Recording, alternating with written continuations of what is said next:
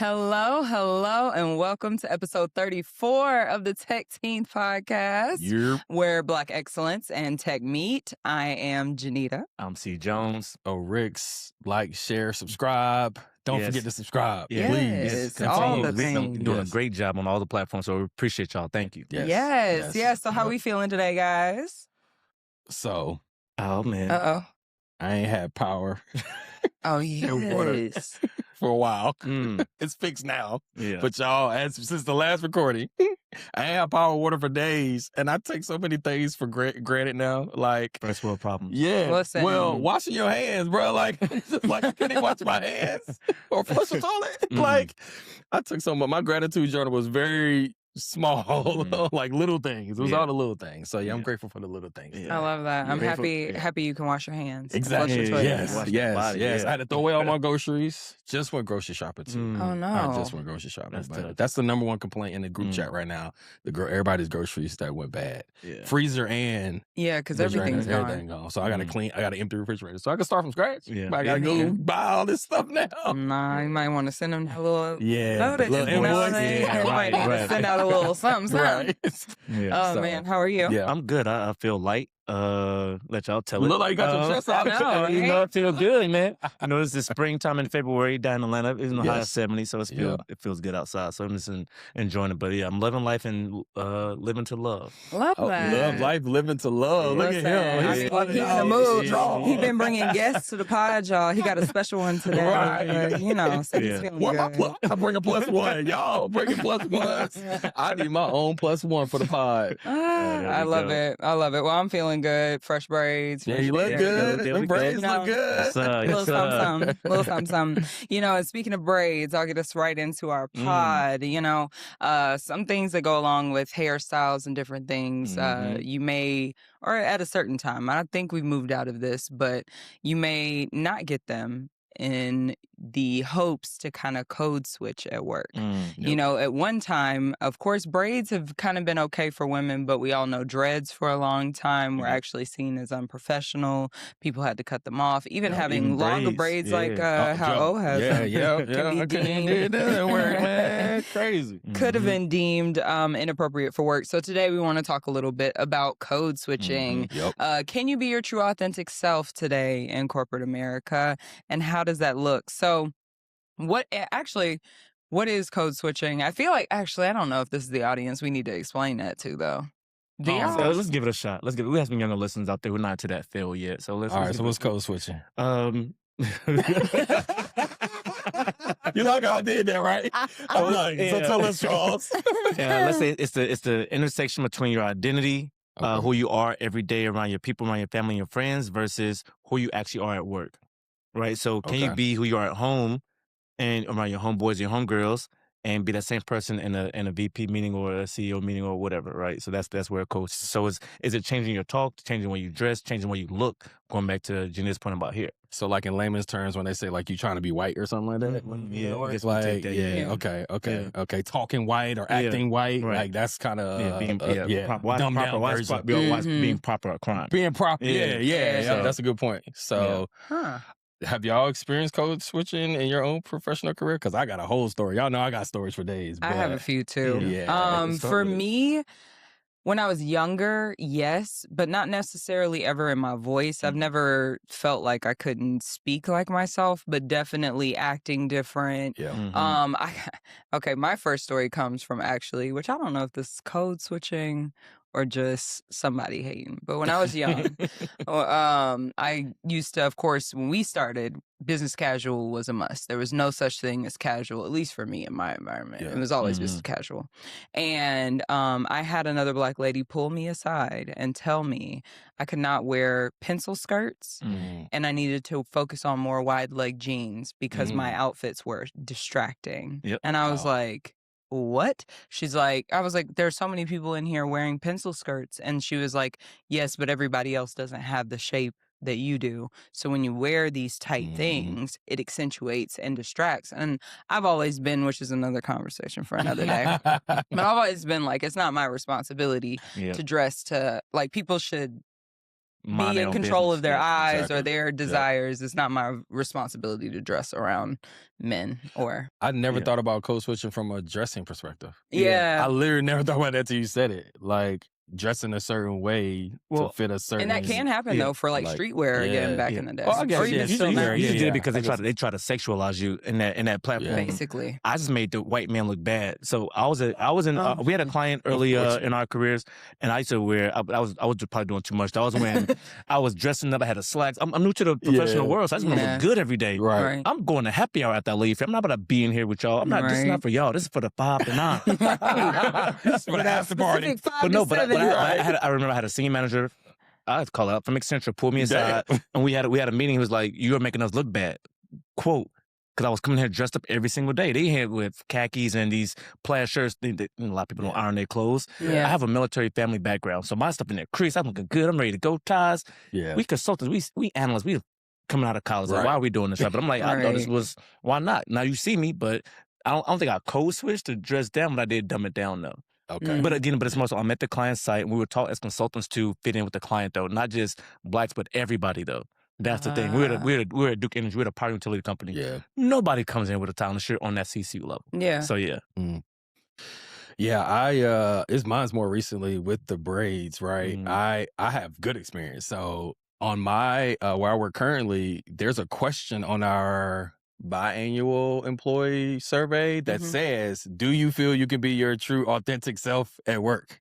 And I always answer yes, just because like my coworkers, my peers, they got dreads, they got braids, they got like their selves, and we can talk and interact like we're ourselves. I did have one tiny issue that happened. Like I called like one of our stakeholders like bro one time just because I had that rapport with him already. Yeah. We were tight. So I said, bro, just like, we talk, but it was in a meeting. Yeah. And so my boss was like, hey, bro, don't call him bro, like in front of everybody. I'm like, well, he really is my brother. We talk offline, Yeah. like we chat, like we talk more than just interactions with the bigger teams. So I felt like that was my bro, but I understood the feedback. But yeah, I feel like at work currently, I don't have to code switch. I can be myself. Now I used to, when I let my braids out, I used to not be on camera then. I'm like, I want y'all to see my little fro, my little Don King fro, as my little brother call it. But now I just say, forget it. I'm on screen all the time with my hair out. I'm curious though, right? So now this begs the question of, is bro code switching or is it just making sure the environment remains professional? That's how I looked at it, as professionalism versus code switching. Okay, Because at first I was like, it ain't that serious. Like, we got to be professional, but it's a relaxed environment generally. And I'm like, that's my dude. But on the back end, I was like, yeah, my boss is just trying to tell me to be more professional without saying be more professional. Like, you got to have some line in the sand on being professional versus being homeboys. Like, you can do that outside of work, but in front of everybody, it was really the point of being in front of everybody. So there's an aspect of it when it comes to speaking at work, right? We talk about the aesthetics. I do think corporate professionalism does have a certain aesthetic, but I think a lot has changed over the last like 10, 15 years around tech too, though. Because the tech pros, the way you dress is like everybody does any and everything now. And COVID helped too. Because A lot. well, a lot of more like if you had to go to the office, they were like, you ain't gotta like wear like get dressed up. You can wear whatever you want, really. So, but the tech industry really started that relaxed attire tennis culture. shoes, hoodies, t-shirts. Yeah, I mean, Shorts shout out even, to Steve Jobs and all those guys wearing the same jeans and t-shirt every day. It's like, I'm trying to get to that point one day. But don't lose time. But they're minimalists though. That's the thing though. The people who take the least time in their closets are the ones who are probably making the most changes. Honestly, that's one of my goals one day, to just wear black every day and it's the same thing. Because then that's one less decision I got to worry about. Bart I like Simpson variety. That's what I call him. Bart Homer Simpson. They wear the same blue jeans, white shirt. Yeah. Homer Simpson. Yeah. I love Funny type shit. His whole closet was green sweater, khaki shorts. Yeah, that's actually very true. He'd be there in his closet. What I'm gonna wear today. I don't know if I'm ever get there because I like variety. I like, we like the dress. So I don't know if I get there though. Were y'all ever taught to code switch, or do you feel like it was just something that you learned based on like surviving the professional world at any given time? Because, well, we all three of us went to PWI's, predominantly white institutions, undergrad. I think it was more so like, it wasn't taught, but also I feel like it was just something I observed though, as far as those opportunities that came to it, came to myself, either by professors or internships. It's like, again, we are that 1% in that room, and we just have to kind of like, it's a little bit of like code switch in the sense of like, I'm gonna just be proper today in this thing to get this interview, get into the room, the internship, you can get my true self. Yeah. You know, so that's where it's like, there's not enough representation of us recruiting us, though. That's the thing, too. Yeah. I was taught. I was in a program in high school called Overbound. Shout out Overbound. It's called Trio now, I think. But yeah, we had executive presence classes. So we had classes where we had to learn how to have dinners, like where the fork should go, what each fork and spoon and knife is, where like the plates and the glasses are, and that was showing us like how we should etiquette. Business etiquette, right? And then similarly, executive presence being in the corporate world, we were taught like in meetings how we present ourselves. Like we learned this at NC State, where it was like when you introduce yourself, you say, "I am Otis Ricks," not "My name is." Just like how you showcase yourself on first impressions and in the boardroom, so to speak. So yeah, I was taught early on in high school. And then you go back to your family, it's like, oh, you've changed. Yeah. Because I learned how to speak properly. That's a good point too, right? So like, yeah, you got to balance between that, because then going back home, right? They be like, oh, you didn't change and you trying to be proper and be corporate, and you like, I've evolved. Right. Yeah. It's evolution. Yeah, you grew up. Exactly. Yeah. So I still can kick it with y'all and talk the same talk, but like we evolve and grow. That's how I look at it, is growth. Yeah, I was definitely taught from my dad, but it was more just not as direct as that, of like sit down and let's talk. Yeah. But my dad, I was fortunate enough to be raised by somebody who was in a C-suite and in the exec rooms, and so he would always just come home and have his the white men today. You know, he'd have his like things when he came off the road or different things that he would share, and so I think I learned early because he always gave me free game at all times. Of just like how to act, how to be, what to do. So I always felt like it was just something of like, oh, okay, that's how you have to be in the professional space. But I also never necessarily felt like too much of my life. I feel like it was more of having to professionalize myself more than like feel like I turned off some sort of area of me. Because also very quickly, kind of to your point of like, once you're in an environment, you realize like, oh, y'all have no idea who Boosie Badass is. Maybe I shouldn't make this reference. Or, like these little slogans that you may say and people like, huh? Or they're like, you don't know this Bruce Springsteen song? And I'm like, no, why would I know that? But you know what, though? That makes me think about something. How many times have people come to you talking about rap? Just in general. Like just calling a rapper or just like, how do they know? Is it because I'm black? I'm supposed to know about rap?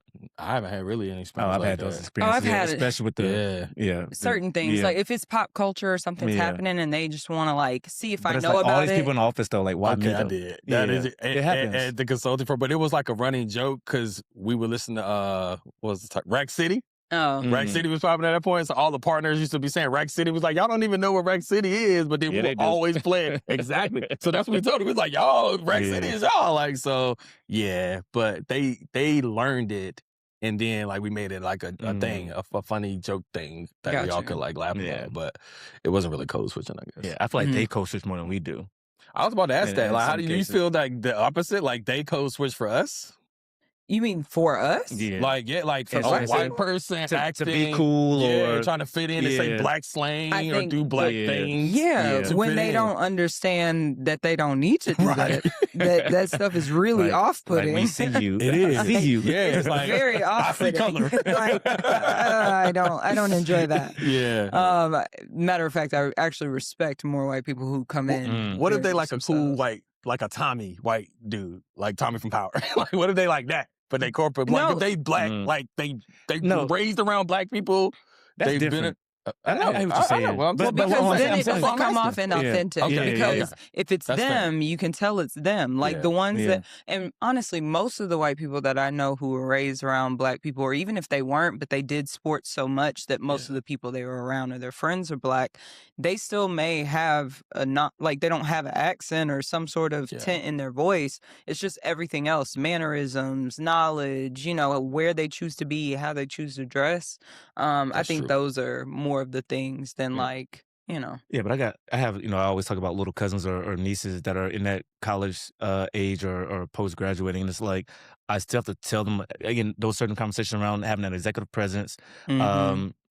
I don't know. Again, I've been told not to be so aggressive or, slow down in my talking or speaking engagement. So I do think there's certain nuances around just being professional versus it's not code switching, it's just being professional. I think people have to learn what the differences are. Yeah. 1000%. I want to talk about that, the aggressive piece. I don't know if you've dealt with this. All the time. As a black woman I don't who actually made it. Thank you. I never want to assume, but I wanted to assume. Between that and a bitch, I've heard both of those a million times. So just black women, specifically, the angry black woman. No, it's angry black men at work. I know, but like you hear about it, black Oh. women are more so targeted with them being aggressive, and I call it being assertive, right? Because when white male leaders who are in high-ranking roles do it, nobody they say, "Oh, they're just passionate about their job." They don't bat an eye. Yeah, they don't say that they're angry or aggressive. They are passionate. And I know, I have a specific story about that. Okay, here we go. And one thing I encourage people to do, you have to learn how to do it well. I was raised by a Southern woman who taught me the art of nice nasty. And so I have it down to a T. If you don't know the art of nice nasty, it's basically when you say something in such a way that people actually don't realize you just politely cuss them out. Or you just politely kind of put them in their place a little bit. And it might take about 30 seconds all the way up to like 5 minutes. If you're a master, it's until you leave the room before they reflect and they're like, wait a second. But needless to say, I'm very vocal, and I encourage people, as you learn how to communicate, some of the best things you can do is put a mirror in front of people instead of getting defensive. Especially in those environments with white people, what I've found is actually getting defensive only for whatever reason puts them in a place where they feel like you're validating their argument instead of actually showcasing how wrong they are.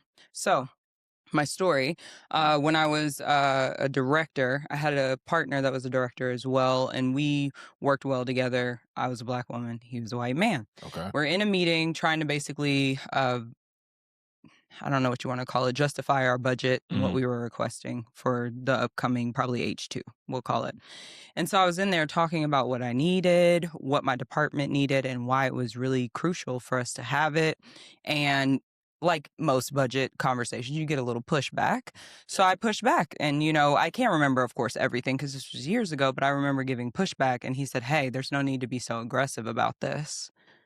And so I looked at him and I was like, okay, how would you prefer that I then defend a budget without being pretty assertive, right? Not saying aggressive back, so being assertive. And he was like, whatever. So about maybe I don't remember what happened, but let's say like 5 minutes later, my business partner basically said he said the exact same thing. And I will always and forever love him because one, he was a true ally. Okay. Because he said the same thing and the guy was like, you know what?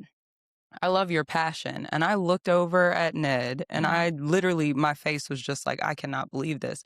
And Ned actually pointed out, he said, I just want to point out, I said the exact same words that Janita said, and you didn't take mine as assertive. I think it's sometimes good for us to step back and take a look at how we're receiving people. And so I think it's very important at times for you to make sure in your best of ways you have good positioning. But when I tell you any time I basically said something that wasn't liked, that was always the first go-to, But and it seems as if we are the culture or the individuals that have to speak in two different worlds, right? 1000%. You're able to do both. So I think we are all able to do both and based on where we are and, excel to. So it's an interesting piece. You talk about the fluency you have. So I do think it's okay to speak to who you speak to and how you want to speak to them. Because I speak to others a certain way. I might speak to my mom a certain way, speak to my son a certain way. But it's like, and I get to work, it's completely different, Charles. But I have ways to navigate all those conversations for you to understand what I need you to understand. Exactly. And that's all the same Charles. It's not a different Charles, but different. You just know how to cater to your audience. Right. That's literally all it is. 1000%. Yeah, catering to your Professional audience. gets low and slow. That's always what I say. I get low in my tone and I talk very slow. To be very intentional. You can hear me. It's a softer tone, even if things get aggressive. So it's these small things where, of course, if I was with y'all, I'd just start raising my voice, screaming, whatever. It doesn't matter. It's exhausting though. This is taxing to continue to try to manage these different identities within ourselves. That's probably why we stopped doing it. If we ever did it. Yeah. Well, that's why I think yeah. when as you get older, I genuinely, what I found, and you guys tell me if you disagree, but I don't really know anybody anymore who code switches. no. Like, I feel like everybody after a certain amount of time, and whether that's um, a like title threshold or just aging, where all of a sudden everybody's like, I'm not doing this anymore. Yeah. I agree. I mean, I think it also plays into the generation behind Gen Z and their like lack of willingness to want to conform. Yeah. It's like they're like, why do I need to wear a suit to work? Like we just doing the same job and me wearing. I could be more relaxed. I could probably get more work done. To your point, the tech industry changing their whole mindset. It even like bled into like sports. Like remember NBA coaches used to have to wear suits. Yeah, the players used to wear suits. Yeah, players used to wear suits going down the tunnel. It was because of Allen Iverson. Yeah. So before that, Allen Iverson used to wear whatever he wanted to wear, like our type of clothing. And they changed the rule in the NBA that they had to wear suits in the pregame walking down the tunnel. And so now it's back to you wear whatever. It's the whole thing. They got shows about it, right? Now pregame. So it's evolved. Even the society has evolved so much. I know it's not the same sport, but so much so that man walked into the Super Bowl with a damn prison uniform. Oh, that was wild. Yeah. So he was locked in. Oh, that's what that meant? Is that what that meant? I thought it was like Black History. I didn't understand. I thought it was like some slave like history, like we slaves, like it's a new age slave, you get paid, but the owners are slave masters. That's that's what he was talking about. He was locked into the game. Like he was ready to play the game. So it wasn't this profound like thought. Yeah, it would have been a whole lot more about that. Yeah, it was Black History Month. He missed the opportunity to like. Yeah, he ain't that guy. Yeah, he's not that guy. Yeah, he's not that guy to be doing that. Wow, I just knew it was something like pro-black. Me too. Either way, it was a terrible uniform. It was a terrible outfit. I mean, I still thought it was awful. The execution was horrible. Yeah. Oh man. Okay. Well, funny. Have y'all ever though used your code switching as like a strategy? Yep. You got to know how to play the game. Like we talked about in previous pods. Yeah. This is a game, right? And you got to know your audience, know your people you're working with. Sometimes you're going to have to code switch to get where you need to go, and that's okay. Yeah. It's not you being fake. Because some people consider that sellout or you being fake or like you're not true to your roots. It's not that. It's just you understanding the environment you in and adjusting. That's how I look at it. Yeah. Now there are levels to it because some people go to the whole other level. Like they really acting like they white. Yeah, right. That's a whole different level. But if you just changing how you talk, your tone, the words you use, all that is different than me trying to act white. Yeah, I don't know. I think I've always, again, going back to relationships, is I want to make sure I have an authentic relationship with somebody who actually can get me moving forward. Now, if that's talking about something I really don't know about, whether it's like skiing or, I don't know, what's this new thing with the honky? Not the honky. Pickleball? How do we know that? Also, right? I was thinking about South Central. He said honky ball. Oh my god! But the same thing. I don't know. I don't play. I say ping pong. What is it? That pickleball. Pickleball. But either way, if I start talking about, we go and play. That's code switching. I don't even know. I'm doing this still live to get to someone. I don't want to do all that. So I'm gonna let you know I don't play this shit. Ask them to come play basketball. Then they code switch. Right. That's code switching. Right. Yeah. Let's go hoop. Right. Let's go hoop. I'm screaming. But yeah, to your point, like it's even in television shows, like some of the shows I watch when they make white references, I'd be like, what are they talking about? I don't know this band. I don't know this war. They be making references to stuff that I ain't never even heard of. And I'm like, bro, what are y'all talking about? I do not want to watch this. I like shows. I love our Black TV shows that talk like us and refer to our culture and our history. Like, it just makes me so happy when I watch TV and movies that, like, embed all of the things that we've done in this nation and in our history. Yeah, it's so funny. One of my biggest, like, OU code switching markers is if ever somebody's like, what time, if you could go back in time, what period would you like to visit? If you as a Black person can answer that question at all without saying, mine is just the 70s. That's it. 70s pop. I'd probably do 70s, 80s as an 80s. adult. Yeah. Woo, Yeah. that would be it. Maybe even 90s. But anything before, Yeah. You talking about you watching MLK and Malcolm X? Yeah, That's what I said. 60s before. before. 70s, you know. Yeah, 70s sounded like a good time. Yeah. You know, I love my shrooms. I know I they was was gonna on say that pure booger shrooms. sugar got to be crazy. Shrooms and the But weed. another thing for another Yeah. day. Ooh, that was They had a whole all right. That's my festival. decade. Yeah. You're right. Yeah, I yeah. ain't never thought about that. I've heard the question, but I never thought it would be the 70s. Oh yeah, that's For why I'm sure. like, there's one decade out there. But anyway, so to kind of bring this back a little bit to some corporate tech things, you know, I think it's interesting as tech kind of, in my opinion, coined, "Are you a culture fit?" I thought it was interesting how, though, that can really sway and determine based on who's the person determining the culture fit, how that goes, and how a lot of the culture fit really does just, from an interview perspective, come down to how you present Yep. in your clothes, in your communication. Because, like, I'll be honest, I had an interview with somebody who came in and they looked so disheveled. They appeared so flustered, and I was like, "You will not be a good culture fit here, because we are a dog eat dog environment, and if you're like this on whatever time you're on right now, this place will eat you alive." So I'm interested though, like, what are y'all's thoughts around those types of things? I think you bring up a good point about like code switching in an interview, because I can definitely say I have acted less Otis-esque in an interview because I'm trying to make a good first impression.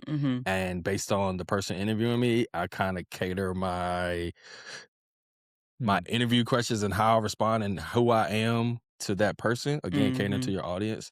So to that point, I do try to make myself seem like I am a good fit for the culture by slightly code switching, but really just adjusting by knowing who I'm having an interaction with. Yeah, I think it's based on who you're talking to in the moment. You kind of see how they're sitting, you look at their posture. Hopefully everybody's on camera or it's in person. But if you're kind of like let's say a bright person, big smiles, like to laugh, I'm gonna make sure I throw in some jokes in there to make sure you understand my conversation, my story, or my situation, my smart example. But yeah, I think it's more so making that person comfortable more so than code switching. But it is a little bit of, that's true. I'm gonna tell a little bit more jokes than I normally do. And I'm gonna just have to sit up straight the whole time. Things we're supposed to be doing. I don't know if that's code switching more so just making That's just people comfortable. Yeah, professionalism. that's what I'm saying. So I think that's where it's tough. Enjoy that line. But don't go in there with grills if you don't know with grills. Like I say, if you're, again, I think it's all about presentation. How do you want to be presented? And that first impression goes a long way. So again, you have to get past this person when going to get recruited. You have to go past this person to get promoted. And it's all about perception and how people perceive you. So you can go in there and be who you want to be. Going back to that culture fit, you can be whoever you want to be, but do they want you there is the question. So and that place might not be a good fit for you. Hey, that's what I was about to say. They might not be a good fit for you. Yeah. If you feel like you got to adjust and change and code switch so much that you lost yourself trying to get a job or be fit or fit in with some company. Like, they probably not the right fit for you either. At all. It's a two-way street in interviews. You're also interviewing them to see if you want to work in that environment, that culture for that company. So that's a good point. Yeah. One just definitely does have the upper hand. I believe it's a true perspective, but I'm always like, it's kind of like a 60-40 interview. Yeah, and it's actually interesting. You probably have friends that have come to you for referrals. Will you refer every single friend you have? No. What? No. Yeah. We all know our friend that don't need to be What at you their mean? job. When I refer, like, it depends on the job. What you saying about referring them to my company where I work? No. For a role that We're saying, think about your most backwoods Hendersonville friend that you got that you know might not be able to get to where they need to get to, and at your job under your recommendation, right? Also, we're not just saying, oh, it's a part of the referral program. It's documented. Are they qualified? They're qualified. I might pull it through and coach them. I gotta coach you. You're still coaching them to switch. Yeah, that's to adjust. You're still coaching to fit that culture. I am because they want to work at said company. So you're gonna have to adjust a little bit. I ain't gonna hold you. I'm not willing to put my name just on anybody just because even if they are qualified. It ain't just anybody. it's somebody you know personally. Yeah, bro. So you I should got a lot know of their friends. work ethic. You should know. No, you don't know No, you people's don't. work No, you ethic. don't. No, you don't. No, you don't. Because I don't know. I don't know what y'all Yeah. do. I was gonna say, trust me. You know what? You know what? I don't know what Sometimes y'all when people do at tell work. me that they got fired or let, Yeah. I'm like, that's true. you're That's true. surprised? And this is actually a Dang, good you right. point because one of our friends, and you work with him now. Shout out Jelani. Dang. Yeah. I hope you not. I was trying not to, but no, he told me one time because he heard me say, "Man, I bet your people that who report to you hate you as a manager." And I sat back, I was like, "Why would you think that? Yeah. I wouldn't want to work for you, honestly." But I said the way I talk to my team members is encouraging. This is sometimes it's harsh, but it's the truth, Yeah. and it's only to make them better. Yeah. So that's where it's like my team loves me, and people ask to leave their team to get on my team. I just can't take all these people onto my team. But it's like he knows me. Yeah. But same when I talk to you is the way I talk to my team members is like, because you're fucking up my time, my free time to be doing things I want to go do. Don't fuck up. Yeah, but I think it's the Yeah. same thing across the board of like, we're friends with the people we're friends with because we enjoy them as friends. But just Yeah. how y'all have homegirls that you're like, yeah, I would never. She seems insufferable as a person. Or me with some of Very my guy true. friends where I'm like, I could never. You Yeah. seem insufferable. Yeah. But I love you in the role that Yeah. I That's true. interact with you. And so I think it's the same when you look at your friends with work. It's like, you really don't know Yeah. if your You don't. friends are good at their jobs or not, Yeah. but you do know they're a great friend. You know what I mean? Yeah. So it's kind of I one of feel those you. things. I wouldn't do 100, but you're right. I would not refer Yeah. all my friends. Most of my friends that Even as one's qualified, are they Yeah. gonna show? Are they gonna show up every Friday? Yeah. Right. That's the thing. So that's a Right. good point. Okay. But I think it's been a good conversation today. Yes. So, as we normally wrap, is authenticity something that you guys think you demand or that something you should negotiate? That'll be my closing question to close this out. I think I demand authenticity. I want to know who you are. Again, I'm at this point in my career where, again, if you do great work, you're qualified, and you could just be you could be yourself and actually like who you are as a person, then we could do a lot of good things together. Because we're going to have difficult conversations, and we need to be able to still get through those difficult conversations and still like each other and continue to work for us. So I demand that. I want to know who your true self is, and I want to give you my true self. Okay. I agree. Yeah, because I want to provide, as a leader, I want to provide an environment where you can feel like you can be authentic and be your true self. Because I feel like that's where you get the best work product out of your direct reports, right? So if you feel comfortable and be vulnerable and it's a safe space to be who you are, then we all win at the end of the day. So yeah, please be your authentic self around me. Yeah. For real. I mean, echoing the same. Who wants to negotiate authenticity? Mask off. Mask off. Take the mask off. Exactly. I did do my black in tech corporate. That's okay. You can do it right now. go. All Let's right. go. So our last one, because I this is the know. last Black History Month. We doing one next month too. All right, we can make this Actually, a we thing. could just do this. We can just do this. There's a lot of I was gonna Black say, there history. enough. And just Black history. Now it's that- Black Four History is not Year. enough. Yeah, Yeah. BHY. So I got two then to close this out for Black History Month. The first one is in tech.